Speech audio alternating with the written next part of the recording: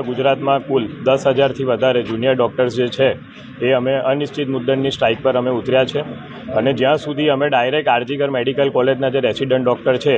જેના પર ગઈકાલે રાતે તમામ ડૉક્ટરો ઉપર 5,000થી વધારે ત્યાંના લોકલ ટોળાએ હુમલો કરી અને જીવલેણ પ્રયાસ કર્યો છે, તો એ લોકો જ્યાં સુધી સ્ટ્રાઇક પર છે એમના જીવનને જોખમ છે અને એમને જ્યાં સુધી ન્યાય નહીં મળે ત્યાં સુધી અમે બધા જ ડૉક્ટર આખા ગુજરાતને એમની જોડે ઊભા છે અને એમને ન્યાય મળે ત્યાં સુધી અમે બધા એમની જોડે ઊભા રહીશું.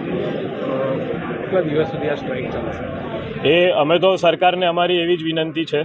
કે કેન્દ્ર સરકાર છે, CBI છે, કે જેટલું જલ્દી થઈ શકતું હોય તેટલું જે વિક્ટીમ છે, જે પીડિત છે, જે ડૉક્ટર છે અને ત્યાંના અને આપણા બી જે દર્દી છે એ લોકોને વધારે તકલીફ ના પડે એના માટે તાત્કાલિક ધોરણે 24થી 48 કલાકની અંદર જો સરકારશ્રીના તરફથી આમાં પોઝિટિવ વલણ દાખવવામાં આવે, તમામ આરોપીને પકડવામાં આવે અને ત્યાં જે અત્યાર સુધીનું જે ગેરરીત બધી આપણે સામે આવી છે